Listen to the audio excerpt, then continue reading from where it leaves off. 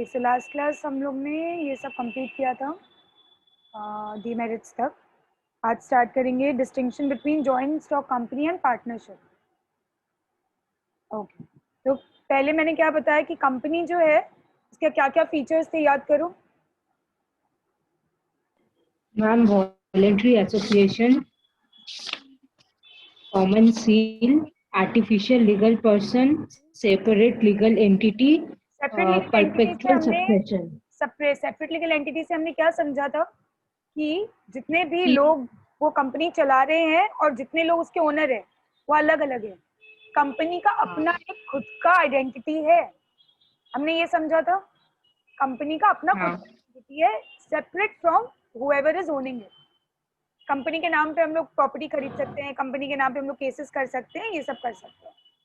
तो वही first point है कि कंपनी का एक अपना लीगल स्टेटस है, separate legal entity distinct from the members. और यही चीज अगर पार्टनरशिप में देखें तो पार्टनरशिप में ऐसा कुछ भी नहीं है। पार्टनरशिप में कंपनी और पार्टनर्स एक ही माने जाते हैं। ठीक है, तो पार्टनरशिप में अगर कोई भी पार्टनर कोई केस कर रहा है या कोई प्रॉपर्टी ओन कर रहा है तो वो अपने नाम पे कर सकता है। ठीक है, कंपनी का हाँ अपना मैम। कोई सेपरेट लीगल एंटिटी नहीं होता है जब हम लोग पार्टनरशिप की बात करते हैं। Next is mode of creation, कैसे कंपनी बनती है। बाय इनकॉर्पोरेशन, कंपनी को इनकॉर्पोरेट कराना पड़ता है, कंपनीज एक्ट में रजिस्टर कराना पड़ता है। पार्टनरशिप अगर आपको रजिस्टर कराना है या पार्टनरशिप फॉर्म खोलना है तो ऐसा कोई ज़रूरी नहीं है कि आपको रजिस्टर कराना पड़ेगा। आप चाहो तो एक एग्रीमेंट बना सकते हो जितने भी पार्टनर्स हैं उनके बीच में, ओरल या रिटन। रिटन भी बना सकते हो या ओरल भी एग्रीमेंट हो सकता है कि आज से हम पार्टनर्स हैं। ठीक है, हाँ ma'am. Next number of members, very important. कोई भी अगर पब्लिक कंपनी बना रहे हैं तो मिनिमम 7 मेंबर चाहिए, मैक्सिमम आप कितने भी मेंबर रख सकते हो। और अगर आप प्राइवेट कंपनी बना रहे हो तो मिनिमम 2 मेंबर चाहिए और मैक्सिमम 200 मेंबर, इससे ज्यादा आप प्राइवेट कंपनी में मेंबर्स नहीं रख सकते। पार्टनरशिप में मिनिमम 2 मेंबर चाहिए, क्योंकि 2 मेंबर नहीं होगा तो पार्टनरशिप ही नहीं होगा, और मैक्सिमम 50 आप रख सकते हो partner. Next, registration, registration is compulsory. कोई भी कंपनी बनाने के लिए रजिस्ट्रेशन कराना कंपल्सरी है और पार्टनरशिप में रजिस्ट्रेशन कंपल्सरी नहीं।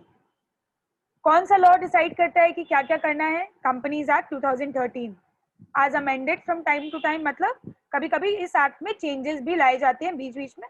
तो जो भी चेंजेस आते हैं उस हिसाब से आपको कंपनी का डॉक्यूमेंटेशन करके रखना है। और पार्टनरशिप एक्ट, पार्टनरशिप अगर आप रजिस्टर करा रहे हो तो वो पार्टनरशिप एक्ट 1932 उसको गवर्न करता है। आपका जो भी रूल्स एंड रेगुलेशंस होगा वो पार्टनरशिप एक्ट में जो भी लिखा हुआ होगा वो फॉलो किया जाएगा। Next, liability of members. Liability के बारे में क्या पढ़ा था हमने। मैम, कंपनी में लिमिटेड लायबिलिटी है शेयर होल्डर्स का। राइट, कंपनी में लिमिटेड है लाइबिलिटी, लेकिन आपका पार्टनरशिप में अनलिमिटेड है। पार्टनरशिप में ऐसा कुछ नहीं है कि जितने पैसे आपने बोले हैं उतना ही देना है या जितना शेयर्स का पैसा है उतना ही देना है। अगर कंपनी डूब रही हो या लोन चुकाना हो तो आपके पर्सनल घर, एक्सपेंस, आपका जो भी पर्सनल प्रॉपर्टी है वो भी अटैच किया जा सकता है। ठीक है, हाँ मैम। कंपनी में क्या है, generally limited up to nominal और face value of shares held by the और अमाउंट ऑफ गारंटी गिवन। अगर आपने कोई गारंटी दिया है तो उतना, या फिर आपके जितने शेयर्स के पैसे हैं बस उतना ही, एक्स्ट्रा आपसे कुछ नहीं मांगा जाएगा। पार्टनरशिप में अनलिमिटेड है, जॉइंट एंड सेवरल लाइबिलिटीज, आपको हर तरीके की लाइबिलिटी पे ऑफ करनी होगी। क्रेडिटर्स को पेमेंट करना है या आपको कोई लोन चुकाना है, जो कंपनी के पास पैसे नहीं है तो पार्टनर्स को घर से पैसे ला के देना पड़ेगा। मैम, जॉइंट लायबिलिटी का मतलब क्या हो गया। जॉइंट लाइबिलिटी का मतलब हुआ जैसे कि 2 पार्टनर मिलकर कोई चीज को, या सपोज 5 पार्टनर है उसमें से 3 पार्टनर ने एग्री किया था कि हम लोग 3 ये लोन चुकाएंगे, तो वो हो गया जॉइंट लाइबिलिटी। ठीक है, ओके। Next, dissolution. डिसोल्यूशन का मतलब कंपनी बंद कैसे की जाएगी। तो कंपनी, अपने को पता है कि जो जॉइंट स्टॉक कंपनी होती है वो डेथ, इंसॉल्वेंसी, ल्यूनेसी, ये सबसे कंपनी बंद नहीं होती है, कंपनी चलते रहती है।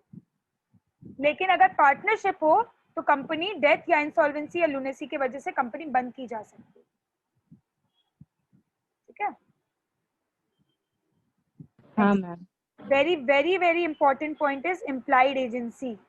इम्प्लाइड एजेंसी का मतलब a member is neither an agent of the company nor other members. कोई भी शेयर होल्डर ना कंपनी के बिहाफ, कंपनी का अगर कुछ भी घोटाला होता है, प्रॉब्लम होता है, तो शेयर होल्डर को नहीं पकड़ा जाता है, ना ही कोई और शेयर होल्डर कुछ गलत काम करे तो दूसरे शेयर होल्डर को कुछ बोला जाएगा। ठीक है, एजेंट का मतलब आप उसके लिए, आपको कोई रिस्पॉन्सिबिलिटी नहीं है, वो कुछ भी करे आपके ऊपर कोई ब्लेम नहीं आएगा। और यही चीज अगर पार्टनरशिप में देखें तो every partner is an agent of the firm and other partners. Firm के बिहाफ में कुछ भी होगा सारे पार्टनर्स के ऊपर आएगा, कोई भी एक पार्टनर अगर कुछ भी करता है तो बाकी पार्टनर्स के ऊपर भी प्रेशर आएगा, रिस्पॉन्सिबिलिटी आएगी। Suppose A B and C 3 partner थे। मिस्टर ए ने मिस्टर एक्स के साथ में एक लोन का अग्रीमेंट किया और मिस्टर एक्स से 50 लाख रुपए लोन ले लिए कंपनी के लिए। अब अगर ए पार्टनर, जो पार्टनर ए है वो ये 50 लाख नहीं चुका पाता है, तो एक्स जो है वो बी के पास भी जा सकता है और सी के पास भी जा सकता है, क्योंकि बी और सी भी दोनों पार्टनर है इस company. Yes ma'am. Ma'am company में एजेंट है आपका बोर्ड ऑफ डायरेक्टर है ना? कंपनी में एक्चुअली क्या होता है, कोई भी शेयर होल्डर जो है वो पैसे नहीं देगा, उसका कोई मतलब नहीं है, उसको कोई जाके नहीं पकड़ेगा। और पार्टनरशिप में पार्टनर जो भी है वो सबको पकड़ा जा सकता है कुछ भी काम। हाँ मैम। मैम जैसे ये आगे हम लोग ने पढ़ा था कि कंपनीज का जो मतलब board of director act as agent of the company, right right. Where shareholders are not the agent of the company. तो शेयर होल्डर्स हो गए जो ओनर्स हो गए, तो ओनर का कोई भी रिस्पॉन्सिबिलिटी नहीं बन रहा है, लेकिन पार्टनर जो है, पार्टनर ही ओनर है, पार्टनर ही वर्किंग है, सब कुछ पार्टनर करता है, तो पार्टनर पूरा का पूरा रिस्पॉन्सिबल हो जाता है कोई भी लोन वगैरह चुकाने के। ठीक है, agent of the firm and other partners का मतलब फर्म के नाम पे कुछ होगा तो भी पार्टनर को पकड़ सकते हैं, अदर पार्टनर्स कुछ करे तो भी अदर पार्टनर्स को पकड़ा जा सकता है। ठीक है, next legal formalities, compulsory audit of accounts. Compulsory इन लोग को अपना सीए वगैरह से चेक वेक कराना पड़ेगा और सीए का सिग्नेचर लगाना पड़ेगा अपने फॉर्मेलिटीज, अपने फाइनेंशियल स्टेटमेंट्स। और पार्टनरशिप में ऐसा कुछ नहीं होता, audit of accounts not compulsory. आप चाहो तो करवा सकते हो, आप ना चाहो तो ना भी करा सकते हो।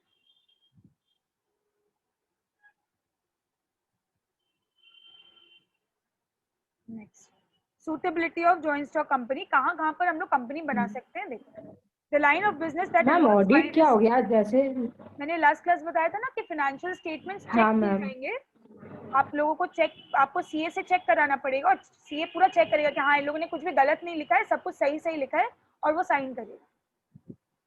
मैम मतलब फाइनेंशियल अकाउंट को मतलब चेक करना है कि कितना आज मेरा बैलेंस शीट क्या है। कुछ बैलेंस शीट, पीएल वगैरह जितना भी अकाउंट्स बनेगा सब कुछ चेक किया जाएगा कि आपने कहीं गलत फिगर तो नहीं लिखा है। हो सकता है कि आप 1 करोड़ का बिजनेस कर रहे हो लेकिन आप अपने अकाउंट्स में 100 करोड़ का बिजनेस दिखा रहे हो, ये तो गलत हो जाएगा ना। तो सीए आके एक एक चीज चेक करेगा, आपका क्या माल आ रहा है क्या नहीं हो रहा है, सब कुछ चेक करके आपका अकाउंट्स देखेगा कि आपने एकदम सही सही लिखा है कि नहीं, उसके बाद साइन कर देगा कि हाँ ये प्रॉपर ऑडिटेड है, एकदम परफेक्ट स्टेटमेंट एकदम सही। हाँ मैम। अब नेक्स्ट अपने आते हैं कि कहाँ कहाँ पर जॉइंट स्टॉक कंपनी अपने खोल सकते हैं। सबसे पहला, line of business that involves high risk and uncertainty, जैसे कि एयरलाइंस। एयरलाइंस का बिजनेस में रिस्क भी बहुत ज्यादा है, अनसर्टेनिटी भी है कि आज फ्लाइट उतना अच्छे से चलेगा नहीं चलेगा, रिस्क भी बहुत है, तो उस केस में अपने जॉइंट स्टॉक कंपनी खोल सकते हैं। नेक्स्ट, हैवी और basic industries requiring huge capital. आज शिप बिल्डिंग, शिप्स वगैरह की कंपनीज भी जॉइंट स्टॉक में आ जाती है क्योंकि उसमें भी बहुत ह्यूज कैपिटल चाहिए। ठीक है, तो इतना बड़ा पैसा लाने के लिए आपको इतने सारे शेयर होल्डर्स अगर रहेंगे तो आपको काफी जल्दी पैसा इकट्ठा हो जाएगा। Next, large scale operations. Large scale operations मतलब चेन स्टोर्स, हाइपर मार्केट, जैसे कि बिग बाजार वगैरह हो गया। ठीक है, वो सब का भी आप जॉइंट स्टॉक बना सकते हैं। Construction of dams, bridges, multi storey ma'am building. Large scale operation हो गया मतलब बहुत बड़ा दुकान, मतलब छोटा मोटा नहीं। बड़ा दुकान और जिसका बहुत सारा दुकान का चेन हो, जैसे बिग बाजार आज बहुत सारी ओके। जगह पे है। हाँ। Construction of dams and bridges, बड़ा बड़ा बिल्डिंग्स अगर आप बनाना चाहते हो, बड़ा बड़ा डैम्स बनाना चाहते हो, तो उसका भी आप एक जॉइंट स्टॉक कंपनी बना सकते हो। Legal compulsion to float as company form of business only. आज बैंक्स वगैरह हुए, इंश्योरेंस बिजनेस हुए, ये लोग भी अपना जॉइंट स्टॉक कंपनी बनाते हैं। Business involving long gestation period to yield profit, very important. Long gestation period का मतलब आज आप कभी भी कंपनी खोलते हो तो तुरंत कंपनी खोलते ही तो आपका पैसा आना चालू नहीं होता है ना, जल्दी तुरंत आपका हाँ प्रॉफिट आना मैम। तो चालू होगा नहीं। तो कोई कोई कंपनी को बनने में और काम करने में सालों लग जाते हैं और कुछ साल बाद प्रॉफिट आना चालू होता है, तो उसको बोलते हैं लॉन्ग जेस्टेशन पीरियड। वो पीरियड जब आप खाली काम कर रहे हो, पैसा लगा रहे हो, लेकिन प्रॉफिट आना चालू नहीं हुआ है, उसको बोलते हैं जेस्टेशन पीरियड। तो अगर किसी भी बिजनेस में जेस्टेशन पीरियड लंबा है और प्रॉफिट थोड़ा बाद में आएगा, तो आप आराम से जॉइंट स्टॉक कंपनी खोल के शेयर होल्डर से पैसा मंगा सकते हो, क्योंकि ऐसा नहीं है कि आपको हर साल डिविडेंड देना ही है। आपका जब प्रॉफिट आना चालू होगा तब आप डिविडेंड देना चालू करें। When owners of business prefer limited liability, अगर ओनर्स को ऐसा चाहिए कि नहीं नहीं भाई हम लोगों को तो लिमिटेड लायबिलिटी में ही काम करना है, उससे ज्यादा हम लोग को घर से पैसा नहीं लगाना है, तो आप जॉइंट स्टॉक कंपनी। मैम थोड़ा थर्ड पॉइंट वापस समझाइएगा ना लास्ट से। Legal legal compulsion to float as company form of business only, मतलब कोई कोई कंपनीज को ये बोला जाता है कि आपको जॉइंट स्टॉक कंपनी बनाकर ही काम करना है, जैसे कि बैंकिंग और इंश्योरेंस बिजनेस, वो सब कंपनी फॉर्म में ही काम कर सकते हैं, वो लोग पार्टनरशिप में नहीं काम कर सकते। तो अगर आपको बोल दिया ओके गया मैम। कि आपको तो कंपनी बनाना है तो कंपनी बनाओगे फिर। हाँ मैम, जैसे बहुत सारे बैंक का शेयर्स है, यश बैंक, ये सब। वो कंपनी फॉर्म में ही चल सकता ओके। है, ठीक है। Now we come to kinds of companies. Classification of companies can be done on different bases, namely on the basis of mode of incorporation, membership, public interest, ownership, control, limited liability of members and nationality. आओ अपने book में आओ।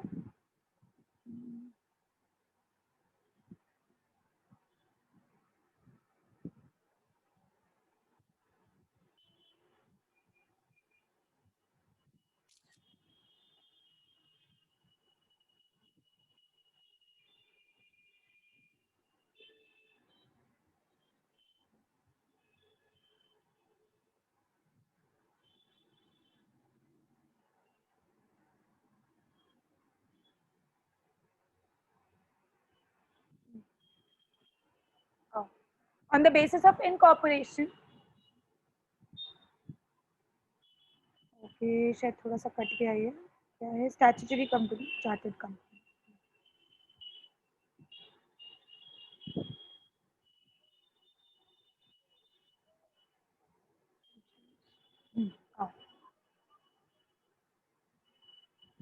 Okay, incorporated company में होता है chartered company, statutory company, registered company. ये तीन अलग अलग टाइप के कंपनीज होते हैं, इसके बारे में हम लोग आगे डिटेल में पढ़ेंगे कि किस तरीके से इनकॉर्पोरेट हो रहा है। कोई कोई कंपनी चार्टर्ड होता है, कोई स्टैट्यूटरी होता है, कोई रजिस्टर्ड होता है, इसका डिटेल पढ़ेंगे।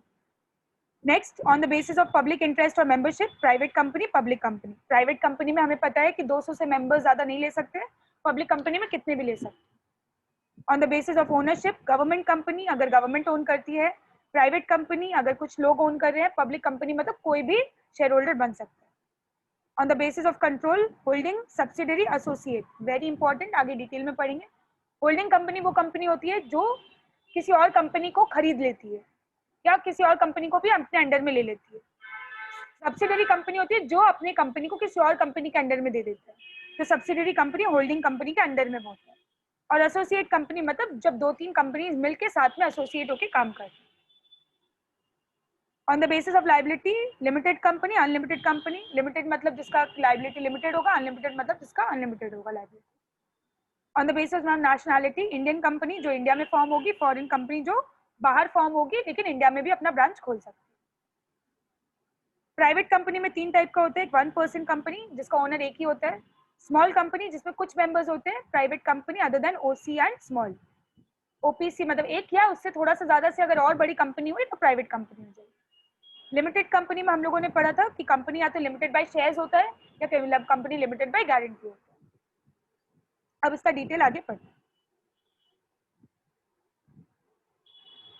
Okay, next we come to chartered company. अब चार्टर्ड कंपनी क्या होती है, यू सुनाई दे रहा है ना? हाँ मैम। ओके, चार्टर्ड कंपनी क्या होती है? These type of companies are incorporated again under the royal charter issued by the king, queen or the head of the state. Under the charter, certain exclusive rights and privileges are granted to the company for undertaking certain commercial activities. These companies are no longer formed in our country. ये पहले होता था charter company, अब अपने country में charter company बोल के कुछ नहीं होता है। ये पहले ऐसा होता था कि ना किंग क्वीन या कोई जो कंट्री का जो भी हेड होगा वो अपने तरफ से उसको रजिस्टर करके देगा कि हाँ ये मैंने उसको परमिशन दिया है ये कंपनी बनाने का। तो अगर किंग क्वीन दे रहा है तो ऑब्वियसली किंग क्वीन उसको कुछ एक्सक्लूसिव राइट्स देगा, उसको कुछ हक देगा, कुछ प्रिविलेजेस देगा कि इस कंपनी को ये एक्स्ट्रा एडवांटेजेस मिल रहे हैं। ठीक है, तो पहले क्या होता था, ब्रिटिश ईस्ट हाँ India ma'am. Company, Hudson based company, ये सब चार्टर्ड कंपनीज होते थे। अब ये सब कंपनीज नहीं बनते क्योंकि कोई किंग और क्वीन वाला हिसाब नहीं है अपने कंट्री में।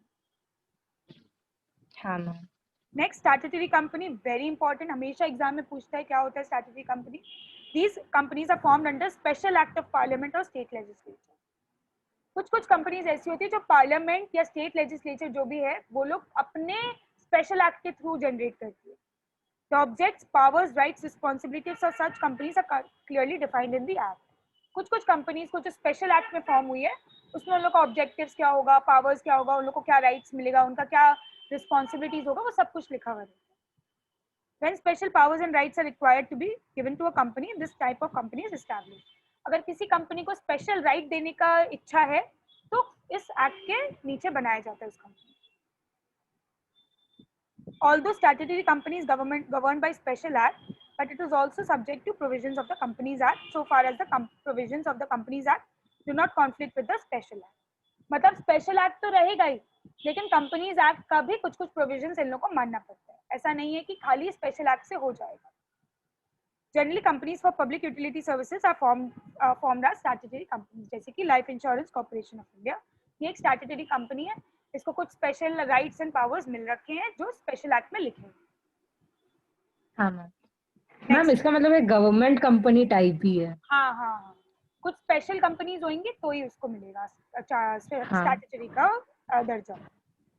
Next, registered company. नॉर्मली हर एक रजिस्टर्ड कंपनी होती है जो रजिस्टर्ड होती है। तो हमने बताया था कि कोई भी कंपनी खोलने के लिए आपको कंपनी को रजिस्टर करना जरूरी है, right. These companies are yes established ma'am. by registering with the Registrar of Companies under the Companies Act 2013 as amended from time to time or any previous company law. अगर suppose आपने 2013 के पहले कोई company बनाया तो उस समय जो भी कंपनी का लॉ चल रहा था अगर उसमें आप बना लिए तो भी कोई दिक्कत नहीं। This act contains comprehensive provisions with regards to establishment, management, dissolution, etc. इस एक्ट में सब कुछ लिखा है कि कैसे आपका कंपनी बनेगा, कैसे चलेगा और कैसे बंद होगा, तीनों चीजें लिखी हुई। These type of companies are most common in practice. These type of companies are also known as incorporated company, जैसे कि रिलायंस कंपनी, टाटा की कंपनी, आयशा मोटर्स, सब जितने भी कंपनीज आप जॉइंट स्टॉक में स्टॉक एक्सचेंज में देखते हो वो सब registered companies. Next, ma'am incorporated का मतलब भी तो रजिस्टर्ड हो हाँ वो ही हो इनकॉर्पोरेटेड गया। मतलब ही वही हो गया, हाँ जो भी कंपनीज एक्ट में रजिस्टर्ड है हाँ। तो इसको हम लोग रजिस्टर्ड भी बोल सकते हैं, इनकॉर्पोरेटेड भी बोल सकते हैं। ठीक है, next we come to private company. Private company क्या है? A company having minimum paid up share capital as may be prescribed and which by its articles restricts the right to transfer its shares. Very important. Private company में एक minimum share capital पहले से लिखा हुआ रहता है कि इतना शेयर कैपिटल आपका होना चाहिए, इतने पैसे से आपको स्टार्ट करना है कंपनी, जितना भी लिखा हुआ रहेगा। दूसरा इंपॉर्टेंट क्या है कि आप अपने शेयर्स खरीदना बेचना नहीं कर सकते प्राइवेट कंपनी में। पब्लिक कंपनी में आराम से कर सकते हो, प्राइवेट में नहीं कर सकते। Except in case of 1% company limits the number of its members to 200. 1% company है तो ऑब्वियसली 1% रहेगा उसका मेंबर, और अगर 1% कंपनी नहीं है तो 200 से ज्यादा आप मेंबर्स नहीं रख सकते हो प्राइवेट कंपनी। ठीक है, लिमिटेड है हाँ इसका मैम। 200 में। Provided that there are two or more persons hold one or more shares in the company, they shall, for the purpose of this clause, be treated as single member. Provided further that members, persons who are in the employment of the company, जितने भी persons है company में employed, ठीक है, वो और persons who have been formally in the employment of the company where were the members of the company while in that employment and have continued to be members after the employment cease shall not be included in the number of members. Prohibits any invitation to the public to subscribe for any securities of the company. पहला बात, जो भी लोग इसमें काम कर रहे होंगे या जो भी लोग इसमें पहले काम कर चुके होंगे वो लोग को शेयर्स खरीदने के लिए बुलाया नहीं जा सकता है। तीसरा, किसी भी बाहर के पब्लिक को शेयर्स खरीदने के लिए नहीं इनवाइट किया जा सकता। जैसे पब्लिक कंपनी में आप आज टाटा के शेयर्स, रिलायंस के शेयर्स खरीद सकते हो, पर आप प्राइवेट कंपनी के शेयर्स नहीं खरीद सकते। मैम मतलब जो आगे काम कर चुके हैं और कर रहे हैं उन लोग नहीं खरीद सकते, तो खरीदेगा कौन मैम? नॉर्मल ये लोग जो भी 10-15 लोग जो स्टार्ट करेंगे कंपनी, वो लोग खरीदेंगे। तो मैम उन लोग भी तो काम कर रहे होंगे ना, हाँ जब काम नहीं, जैसे देखो एक तो होता है कि जो एम्प्लॉयमेंट में वो लोग तो ओनर हो गए, लेकिन आपने अगर अपने अंडर हाँ में किसी को रखा है कि चलो तुम आज से मैनेजर, तुम आज से अकाउंट डिपार्टमेंट, तुम ये डिपार्टमेंट हो, तो वो लोग नहीं खरीदेंगे। ओके मैम, मतलब सिर्फ ओनर्स ही खरीद सकते हाँ हैं राइट राइट। नेक्स्ट। और बाहर का कोई भी इंसान नहीं कोई खरीद भी नहीं, सकता। नहीं बाहर के लिए आप इनवाइट नहीं कर सकते हो पब्लिक को कि आइए हमारा शेयर्स खरीदिए। हाँ मैम। जो भी अगर आपको मैम हाँ इसलिए इसीलिए तो नाम इसका प्राइवेट सेक्टर प्राइवेट का है। नाम स्टॉक एक्सचेंज में नहीं होता है। नहीं right. Every private company shall have a minimum paid up share capital as may be prescribed by the central government. Central government बता देगा, ठीक है। दूसरा वही चीज लिखा हुआ है, right to transfer of share shall be restricted. आपको बहुत सारे रेस्ट्रिक्शन है कि आप नहीं किसी और को दे सकते हो। जॉइंट मेंबर्स और joint holder shall be counted as one member. अगर कोई भी दो मेंबर साथ में मिलकर शेयर्स खरीद रहे हैं या ओनर बने हैं तो उनको जॉइंट होल्डर बोला जाएगा। Past and present employ members are to be excluded. जब 200 मेंबर हम लोग काउंट करते हैं तो इन लोगों को हम लोग मेंबर में काउंट नहीं करेंगे। अब प्राइवेट कंपनी पब्लिक इशू नहीं करेगा अपना सिक्योरिटीज का। एग्जाम्पल देखो कंपनी का, Vikas publishing house private limited, S Chandan company private limited. Ma'am इसका मतलब प्राइवेट कंपनी में मतलब वही ऑनर को ही हम लोग मेंबर के हिसाब से मानेंगे, उनका जो स्टाफ ये सब कुछ भी हम लोग मेंबर के हिसाब से ट्रीट नहीं करेंगे। Correct. Next, public company ma'am इसका मतलब मालिक सिर्फ 200 से ज्यादा नहीं होना चाहिए। नहीं हो सकते, राइट। पब्लिक कंपनी में आते हैं। पब्लिक कंपनी वो कंपनी हुई जो प्राइवेट कंपनी नहीं है, पहला बात। दूसरा, has a minimum paid up share capital. Obviously इसका भी एक मिनिमम शेयर कैपिटल होगा। और दूसरा, ये जो भी कंपनी प्राइवेट नहीं है वो पब्लिक होगा, ठीक है। तो पब्लिक कंपनी क्या हुई? जो प्राइवेट कंपनी नहीं है। Private company subsidiary of a public holding company, deemed public company. अगर कोई पब्लिक कंपनी का एक छोटा सा प्राइवेट कंपनी भी है अलग से, पब्लिक होल्डिंग कंपनी मतलब पब्लिक कंपनी एक बनाई हुई है जो मेन कंपनी है, उसने अपने अंडर में एक छोटा सा प्राइवेट कंपनी भी रख रखा है, तो उसको भी पब्लिक कंपनी मान लेंगे। मैम ये समझ में नहीं आया। सपोज एक पब्लिक कंपनी है रिलायंस, रिलायंस से नया कंपनी निकाला है रिलायंस एस सपोज, ठीक है। तो ये एक पब्लिक कंपनी है। अब रिलायंस ने अपने अंडर में एक प्राइवेट कंपनी छोटा सा खोला है, ठीक है। अब हमने क्या बोला कि प्राइवेट कंपनी, जो कंपनी प्राइवेट है वो पब्लिक नहीं हो सकती है, लेकिन अगर इस पब्लिक कंपनी ने अपने अंडर में एक प्राइवेट कंपनी लिया है तो इस कंपनी को भी हम लोग पब्लिक मान लेंगे। Okay ma'am. समझ में आया कि अगर एक पब्लिक मत कंपनी के अंडर में एक प्राइवेट कंपनी है तो वो भी पब्लिक मानी जाएगी। वो प्राइवेट सिर्फ नाम का ही है।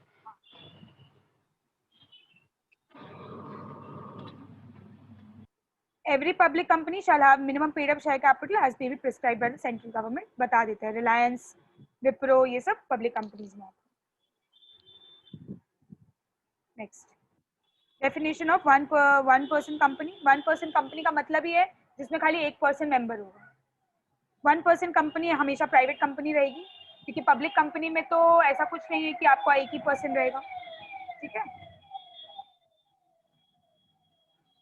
इसमें भी सेम है कि every private company including OPC shall have minimum paid up share capital as may be prescribed by the central government, ठीक है। जितना सेंट्रल गवर्नमेंट बोलेगा उतना पैसे से आपको कंपनी स्टार्ट करनी है। One person company shall be mentioned below the name of the company in brackets wherever its name is printed, affixed or engraved. अगर आपकी 1% कंपनी है तो लिखा हुआ रहेगा नीचे कि this is a 1% company. In case the company to be formed is OPC, the memorandum of association must be subscribed by one person. Memorandum of OPC shall state the name of another person who shall, in the event of subscriber's death or subscriber's incapacity to contract, become the members of OPC.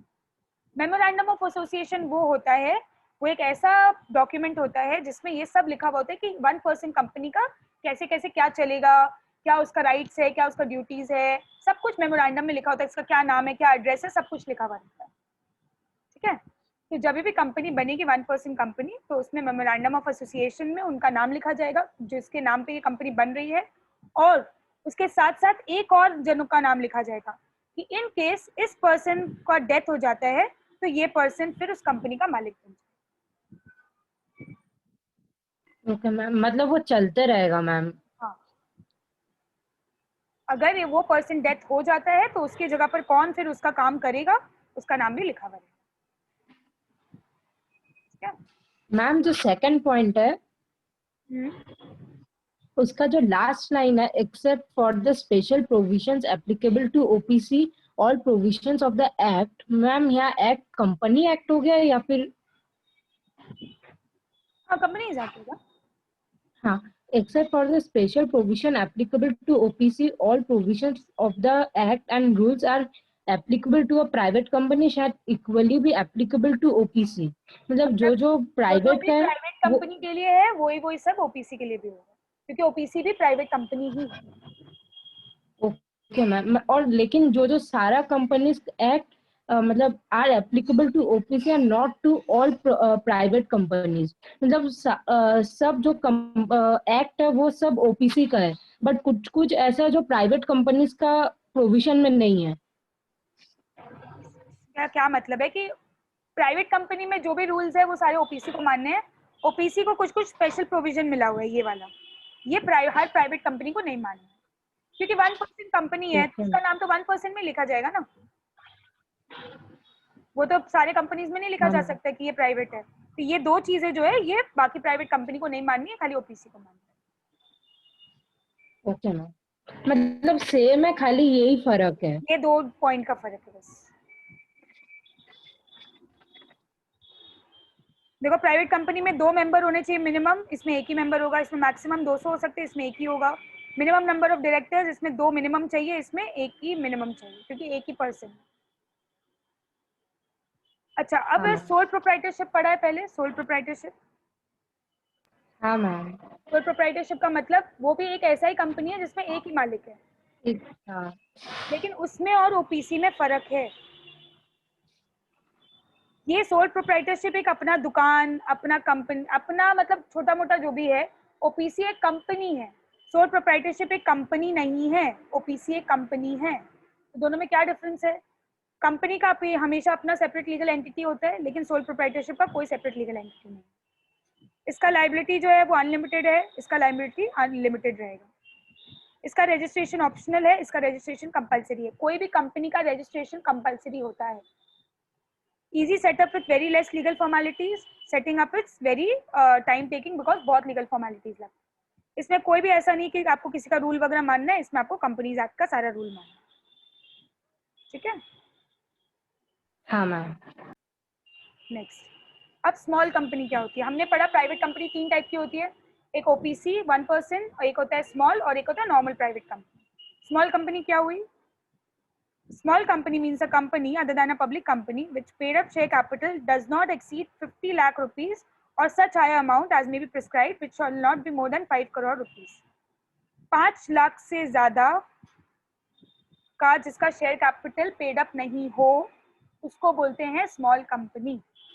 या फिर अगर कुछ और कोई central government ने कुछ भी prescribe किया है तो भी 5 करोड़ से ज्यादा इसका पेड अप कैपिटल नहीं हो सकता, उसको बोलेंगे small company. Okay ma'am. Ma'am share capital का मतलब हो गया कि ये 5 लाख से ज्यादा शेयर इशू नहीं कर पाएगा। राइट, इसी के वजह से ये कंपनी स्टार्ट करेगी। हाँ। Turnover of which as per its last profit and loss does not exceed 2 crore rupees or such high amount as may be prescribed, which shall not be more than 20 crore rupees. 2 crore rupees से ज्यादा का sales नहीं हो जिसका last year का, इसका sales 2 crore रुपए से ज्यादा नहीं होना चाहिए, या फिर अगर सपोज कोई और रूल लगा है तो भी मोर देन 20 करोड़ रुपीज नहीं होना चाहिए, तो ये स्मॉल कंपनी होगा। ठीक है, होल्डिंग कंपनी और मैम सब्सिडियरी मतलब कंपनी दो नहीं होना करोड़ चाहिए। टू 3 करोड़, मैम मतलब 2 करोड़ टू 20 करोड़ के बीच में प्रॉफिट होना चाहिए। हाँ हाँ हाँ, 2 करोड़ जो है, पहले तो ये है कि इसका जो प्रॉफिट, टर्नओवर मतलब होता है सेल्स, इसका पिछले साल का सेल्स 2 करोड़ से ज्यादा नहीं होना चाहिए, इसको बोलेंगे स्मॉल कंपनी। और अगर सपोज कोई एक्स्ट्रा मैम रूल पिछले साल का क्या हो गया? जो भी कंपनी, जब ये कंपनी 1 साल काम की होगी तो उस साल का उसका हाँ सेल देखा जाएगा, ठीक है। रजिस्ट्रेशन वगैरह जब भी होता है तो काम तो चलता ही रहता है, रजिस्ट्रेशन में थोड़ा टाइम लगता है, तो जब भी काम चलता रहेगा तो उस समय का देखा जाएगा कि इन लोगों ने कितना सेल्स किया। तो 2 करोड़ से अगर कम सेल्स है तो उसको स्मॉल कंपनी मानेंगे, ओके ठीक मैम। है। इन केस सपोज लॉ में कोई चेंज आता है, कोई लॉ में अमाउंट हाई कर देते हैं तो भी 20 करोड़ से ज्यादा इन लोग का सेल्स नहीं हो सकता, ठीक है। हाँ मैम। दूसरा, एक तो ये कंपनी होल्डिंग या सब्सिडरी नहीं होनी चाहिए, ये कंपनी रजिस्टर्ड अंडर सेक्शन 8 नहीं होनी चाहिए, और ये कंपनी कोई स्पेशल एक्ट की कंपनी नहीं होनी चाहिए।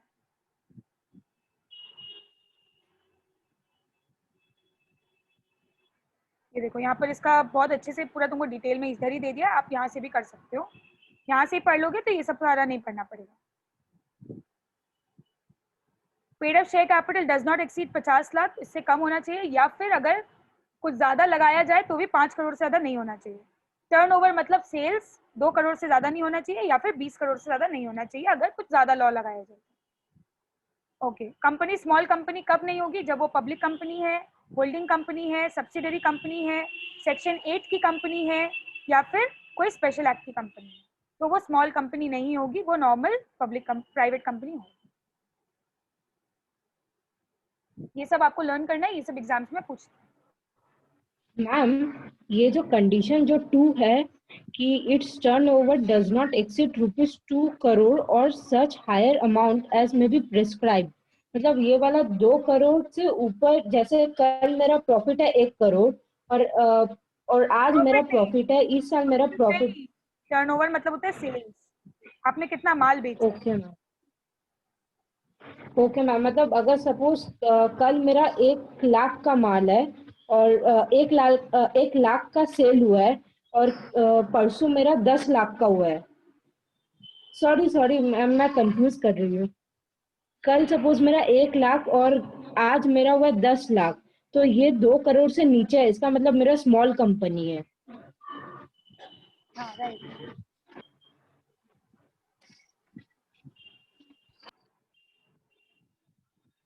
ठीक है, नेक्स्ट आते हैं गवर्नमेंट कंपनी। नाम से ही समझ में आ रहा है कि एक तो ये कंपनी गवर्नमेंट की होगी, ठीक है।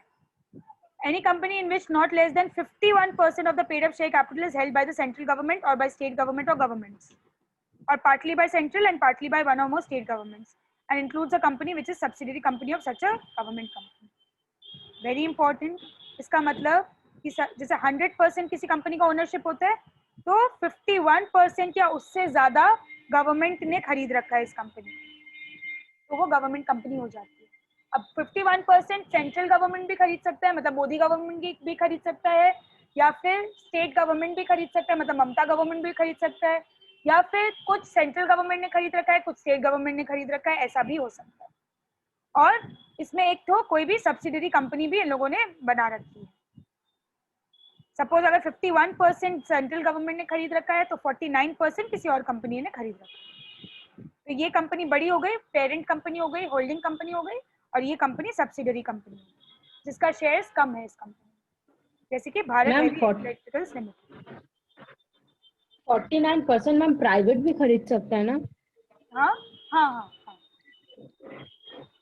किसी भी कंपनी ने 49% का पार्टनरशिप लिया है, या जो भी 51% या उससे ज्यादा गवर्नमेंट ने ले रखा है और बाकी जितना बचा वो किसी और कंपनी ने ले रखा है, तो उसको बोलते हैं government company.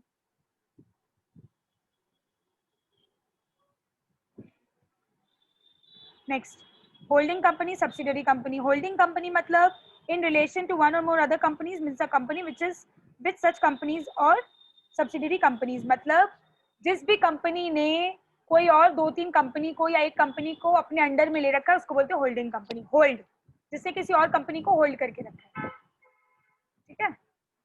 The expression company will include any body corporate. A company corporated outside India could be considered a holding company of other company for the purpose of this act. ये भी हो सकता है कि बाहर की कोई कंपनी है वो होल्डिंग कंपनी और उसने इंडिया में एक सब्सिडरी कंपनी बना रखी है, तो सब्सिडरी कंपनी क्या हुआ? In Okay, relation ma'am. To any other company, that is to say a holding company means a company which in which the holding company controls the composition of board of directors, exercises or controls more than half of the total voting power. इसका मतलब अगर suppose एक हम लोग बनाते हैं holding company और एक बनाते हैं सब्सिडरी कंपनी, ये कंपनी छोटी कंपनी है, ये कंपनी बड़ी कंपनी। इस कंपनी ने इस कंपनी के अंदर दो चीज ले रखा है, पूरा बोर्ड ऑफ डायरेक्टर्स का कंट्रोल इन लोग के हाथ में। होल्डिंग कंपनी सब्सिडरी कंपनी का पूरा बोर्ड ऑफ डायरेक्टर्स को अपने उंगलियों पे नचाती है। दूसरा, half of the total voting power in लोग के हाथ में। इस कंपनी ये कंपनी कैसे चलेगा कैसे नहीं चलेगा, इसका जो भी वोटिंग होगा उसका आधा इन लोग के हाथ में है। तो आधा डिसीजन मेकिंग ये लोग करते हैं, होल्डिंग। तो जो कंपनी के साथ ऐसा हो रहा है कि उसका बोर्ड ऑफ डायरेक्टर्स या उसका वोटिंग पावर दूसरा कंपनी ले लिया है, तो वो कंपनी सब्सिडरी हो गई। और जो कंपनी एक्चुअल में होल्ड कर रही है ये सब, उसको बोलते हैं होल्डिंग कंपनी। हाँ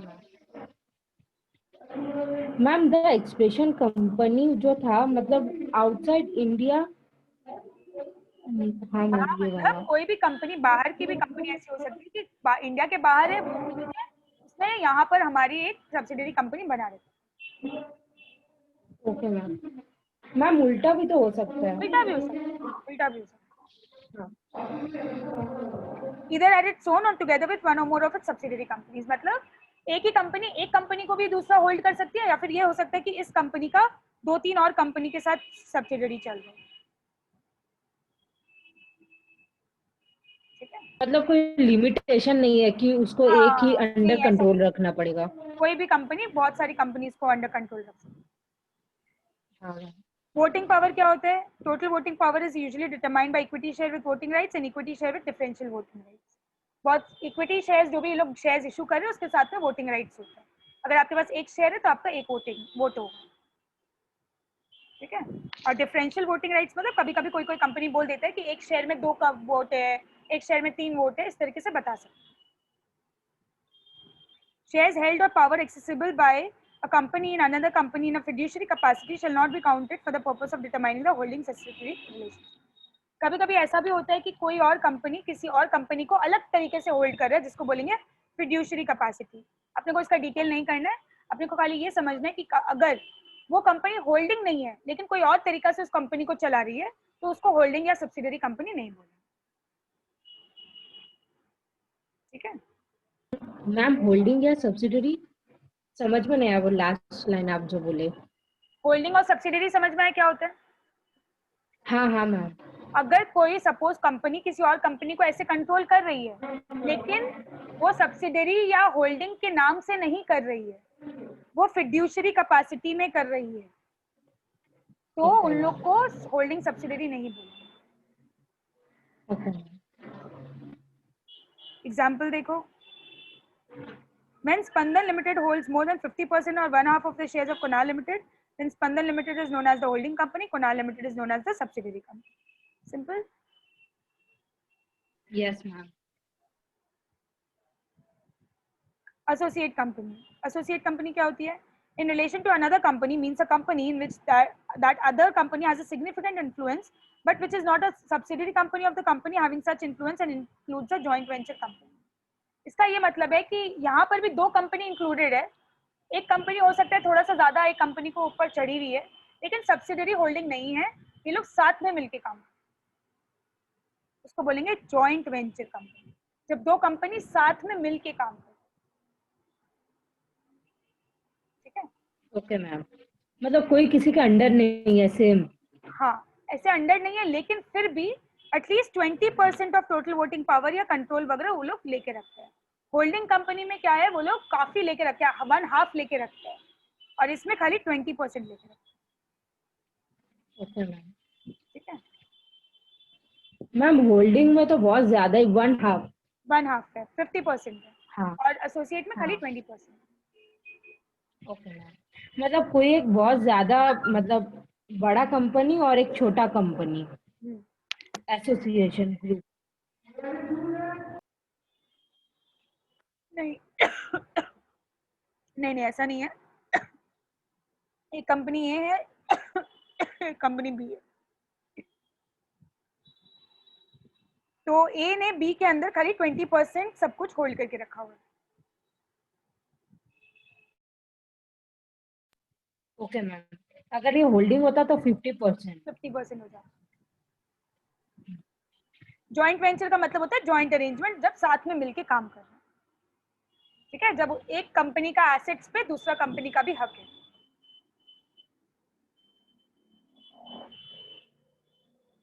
next, limited company. Limited company बहुत अच्छे से मैम, जानते हो। हाँ बोलो। मैम ये जो एसोसिएट कंपनी है, जैसे ए 20% वोटिंग राइट्स आपका ले रखा है बी का, तो ए बी कंट्रोल करेगा कॉम्पोजिशन बोर्ड ऑफ डायरेक्टर का, बी करेगा, का बस जो खाली 20%। बोर्ड। ओके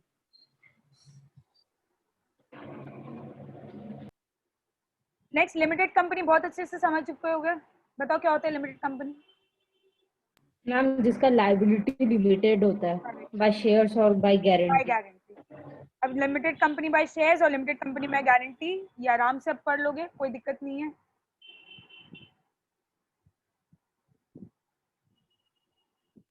हाँ मैम।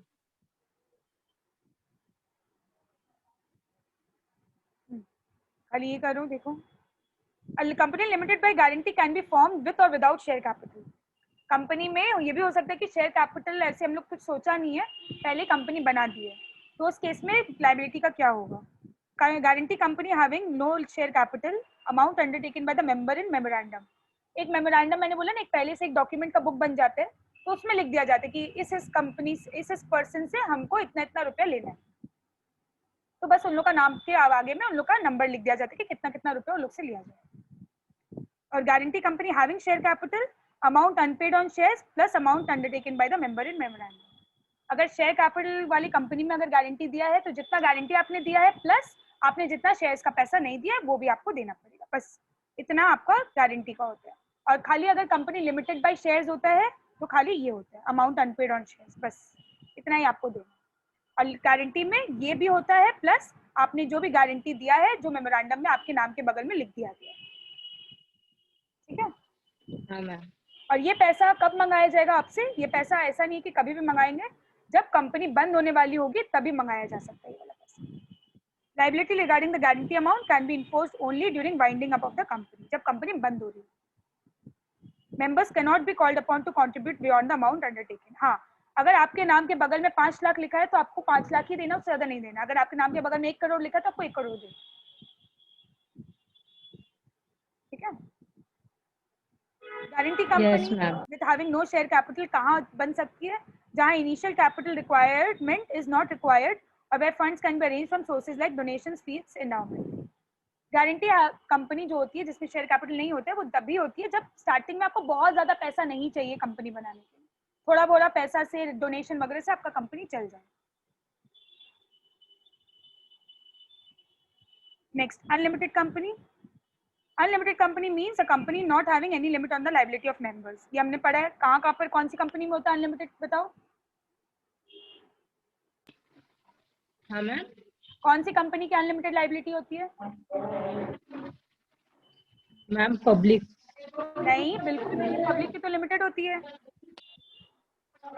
मैम प्राइवेट का तो, मैम एक तो सोल प्रोप्राइटरशिप का अनलिमिटेड करेक्ट करेक्ट, लायबिलिटी है। पार्टनरशिप का होता है और एक सोल प्रोप्राइटरशिप। ठीक है, ये दोनों कंपनी का अनलिमिटेड लाइबिलिटी होता है। मतलब इनका अगर ये लोग कभी भी पैसा वैसा देने में कुछ प्रॉब्लम करे तो इन लोग का घर से भी पैसा लाके दिया जा सकता हाँ मैम। है। ठीक है। नेक्स्ट, इसको रीड कर लोगे, कोई भी दिक्कत आएगी तो मुझसे पूछ लो।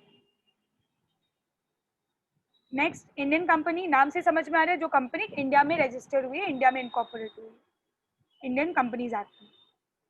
इसका रजिस्टर्ड ऑफिस भी इंडिया में होना चाहिए। ये हो सकता है कि बाहर अपना कोई बिजनेस चलाए तो भी कोई दिक्कत नहीं, कि कंपनी इंडिया में बनी है लेकिन बाहर भी सामान वगैरह बेच रही है। Okay ma'am.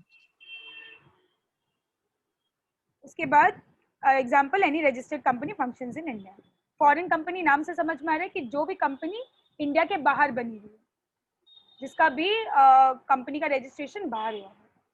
एनी कंपनी और body corporate incorporated outside India which has a place of business in India whether by itself or through an agent physically or through electronic mode. जैसे कुछ कुछ कंपनीज जो बाहर है लेकिन यहाँ पर भी अपना माल बेचती है, हो सकता है कि यहाँ पर वो लोग दुकान कर रखा हो, ऑफिस कर रखा हो, कोई एजेंट उन लोग का माल बेचता हो, या ऑनलाइन भी बेच सकता है वो लोग अपना माल। Conduct any business activity in India in other Indian manner, online कर रहा हो, किसी के थ्रू कर रहा हो, कोई बीच में मिडिलमैन रख के कर रहा हो, कैसे भी कर रहा होगा तो वो फॉरेन कंपनी है। नेक्स्ट, वेरी वेरी इंपॉर्टेंट, हमेशा एग्जाम में पूछता है, public company versus private company. बहुत अच्छे से आता है ये एग्जाम में, बहुत इंपॉर्टेंट है। ठीक है, चैप्टर यहीं तक है क्या, प्रिविलेजेस ऑफ प्राइवेट कंपनी तक? हाँ मैम।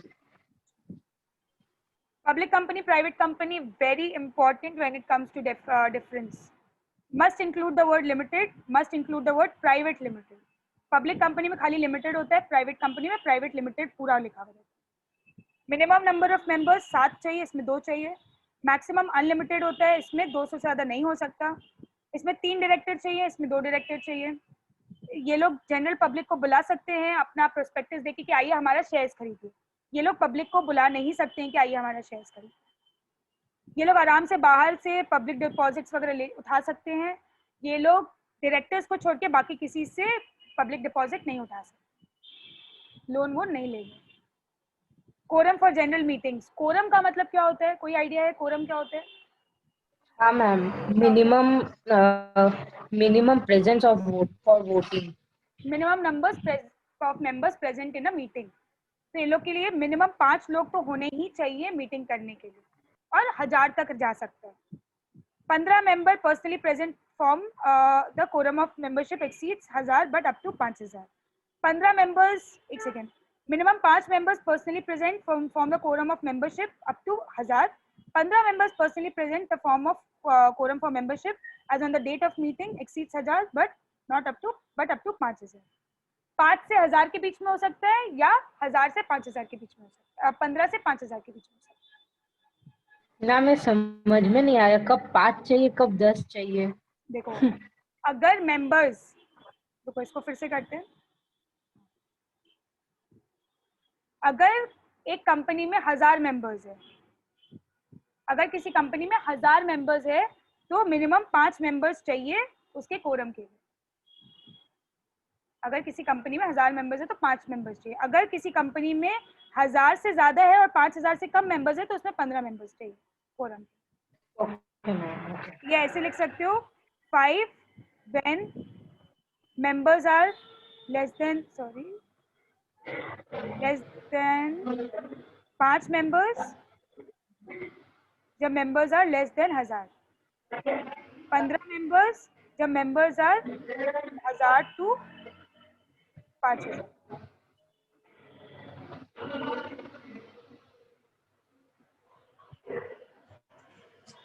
समझ आया? हाँ ma'am. Next, minimum 2 personally present form the quorum in all the cases. 2 members चाहिए, उससे मतलब मिनिमम 2 चाहिए, उससे ज्यादा हो सकता है। कभी कभी ये भी हो सकता है कि आर्टिकल्स वगैरह में लिखा हुआ भी हो सकता है, आर्टिकल ऑफ एसोसिएशन जैसे मेमोरेंडम होता है, वैसे आर्टिकल्स ऑफ एसोसिएशन भी होता है। वो भी एक डॉक्यूमेंट है जिसमें काफी सारी डिटेल्स लिखे हुए रहते हैं, तो उसमें भी लिखा हुआ हो सकता है कि कितने मेंबर्स चाहिए कोरम होने के लिए। तो कोरम होगा तभी मीटिंग स्टार्ट होगा, नहीं तो मीटिंग स्टार्ट नहीं होगी। और अगर 5000 से ज्यादा मेंबर हो, 5000 से अगर ज्यादा मेंबर हो तो 30 मेंबर्स चाहिए मिनिमम पब्लिक।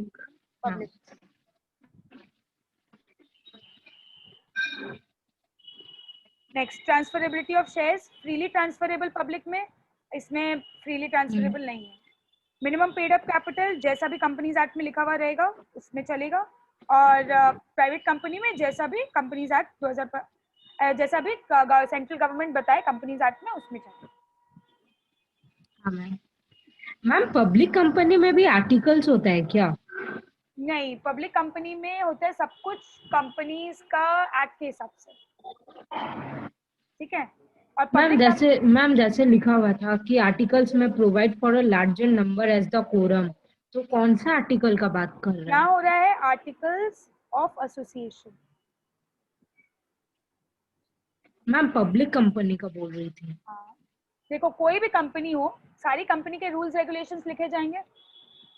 तो आर्टिकल्स ऑफ एसोसिएशन क्या होता है ना, कि कोई भी कंपनी जब स्टार्टिंग में बनती है तो वो अपना सारा रूल्स रेगुलेशंस, उसको कैसे काम करना है, कैसे उसका सब कुछ चलेगा, वो एक डॉक्यूमेंट में लिख के रखते हैं, ताकि बाद में कभी भी अगर झमेला हो जाए या देखना पड़े कि क्या बात हुआ था, तो आर्टिकल्स को देख के बात करें। तो वो कोई भी कंपनी, मतलब मैम पब्लिक हो चाहे अच्छा प्राइवेट हो, जो भी कंपनी, कोई भी कंपनी अपना रूल्स एंड रेगुलेशंस लिख के रख लेती है पहले से, ताकि बाद में कभी भी झमेला हो तो वो लोग उस एसोसिएशन में देख लेगा कि क्या हम लोगों ने बात की। हाँ मैम। ठीक है। Next, filing of returns. Income tax returns are to be required to periodically file with the ROC, Registrar of Companies. Number of returns to be comparatively less than that of public company. Public company में return filing का बहुत documentation है और इन लोग को बहुत सारा documentation करना पड़ता है आरओसी के साथ। रजिस्ट्रार ऑफ कंपनीज की ऑफिस होती है, वहां जाके इन लोग को रिटर्न फाइल करना पड़ता है। और पब्लिक प्राइवेट कंपनी में भी होता है लेकिन बहुत कम होता है।